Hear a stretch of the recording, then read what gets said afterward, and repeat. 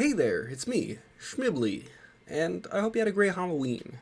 Regardless of what you dressed up as, regardless of how much candy you got or not candy you got, I hope you enjoyed it.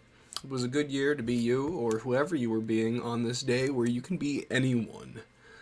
This Halloween, I made the bold or lackluster decision to be myself, depending on how you view me. I'm pretty scary to some. My own mother says we shouldn't speak at family events. That's her trauma and whatnot to deal with. I hope she grows as a person and can accept me as her son. She says I hate her, and I have run out of energy denying it. I can't give someone infinite validation. I don't have infinite patience. I don't have infinite effort to put into appeasing mother. I have to be my own person in life. I have to grow and develop. That's part of being a person, is finding your own path. I kind of wish I could have a better relationship with her, but she's herself, and that's a lot sometimes. A lot of the times. It's unapologetic, it's boisterous, it's a lot of the qualities that I've tried to kind of dampen within myself because I realize they put off a lot of people who have been close to me. But there's a question. How much should you dampen yourself to make others feel comfortable? Should you have to do that at all? People have different things they're sensitive to. You gotta be civil. It's usually beneficial for everybody. Although there is such a thing as people who are way too sensitive. Especially people who are sensitive and dishonest. Those are the first. It's like you're gonna weaponize how you feel and your stupidity. I don't know what to do. Those people are scarier than I can ever be.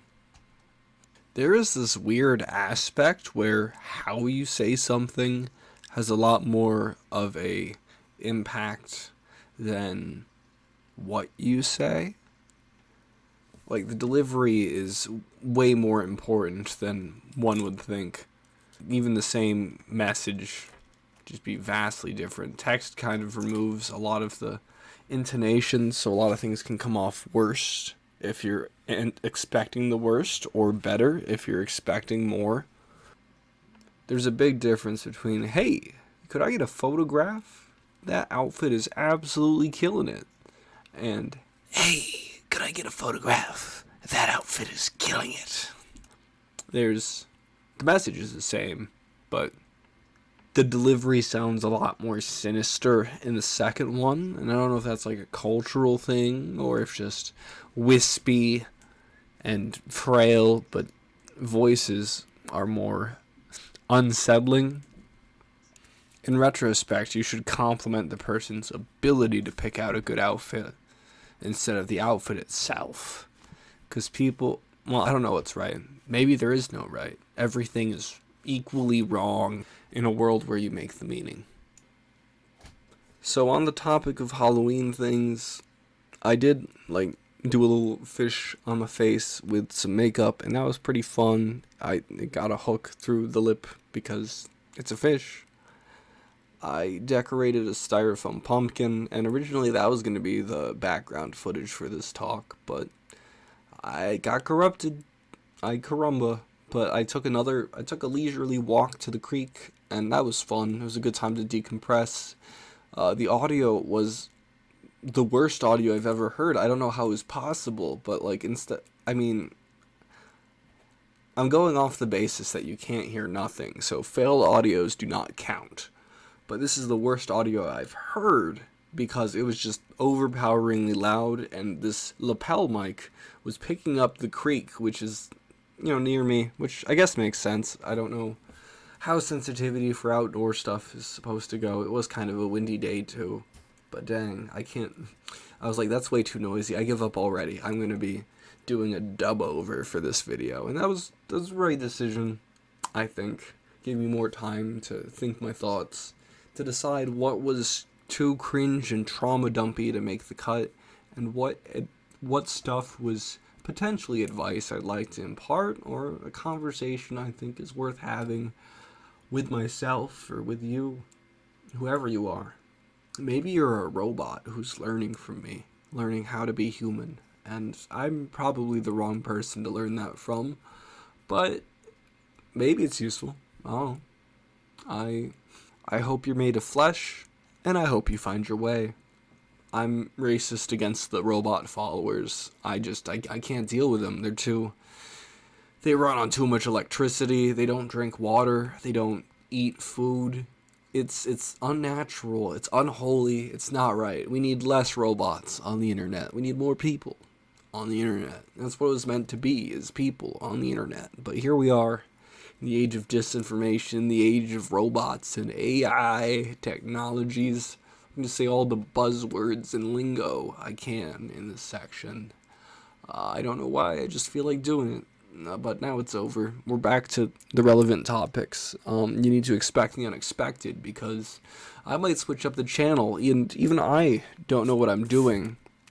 There could be a major content shift, a more outlandish personality, maybe even 2 marbles in my nose. There's a small, silly part of me that wants to do stupid ASMR situations with MS Paint. Something like ASMR, we're escaping a saw trap, but I try to let you sleep. Or running from dinosaurs quietly to avoid triggering an avalanche. ASMR, I'm being robbed. Something stupid like that. I got plenty of ideas. My issue is follow through. It's putting effort towards those ideas, because I'm currently in the process of learning how to be a full adult. Turning 25 really soon. It's crazy that I've been around for a quarter century almost. I still don't know what I'm doing, but I'm here. I'm happy. Something I think needs to be the core of my emotional experience in life is that I am the constant. I'm the one thing that's always going to be there as long as I am experiencing this world. And in your life, you're the constant. You don't need to make sure you're always on track for the best future, but make sure you're happy with where you're going. You're walking towards some sort of bright light ahead of you, instead of wallowing into deeper and deeper pits of sadness until someday you're just stuck in a rut, or you feel stuck and you feel unmotivated to do anything that betters your circumstance. That's not a good place to be. That's not where I ever want to be. I'm happy that I feel like I can change. I feel like I can grow. I feel like I can be myself and discover myself, because who I am is a product of my experiences, is a product of my age. It's dependent on a lot of things. I'm never going to be the same person twice. I'm going to be similar to who I was, but we're human. We're not as consistent as we like to think we are. We're also not really as random as we like to think we are. There's some like weird middle ground there. I'm not about to spew some absolutist take. I don't like people who are overly certain. They're misleading. They're they don't mean to be, but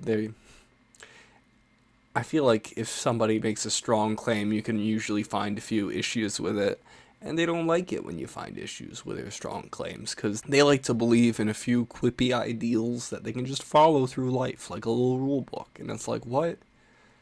Someone could say, always wear your seatbelt, and I'd be like, what if I'm not in a car?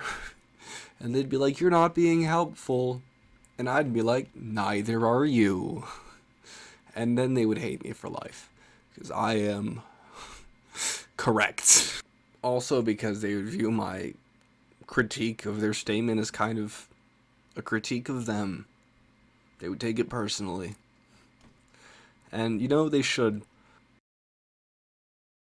You will be judged by people for things you do or opinions you hold. Maybe even things you don't do or opinions you don't hold. Because people are suspicious. Because they will attribute other beliefs, ideas, or just pure evil to whatever you say. Even if you don't think what they think you think. They know what you think, and they think you're terrible. Thanks, Mom. Thank you, other people who have been in my life.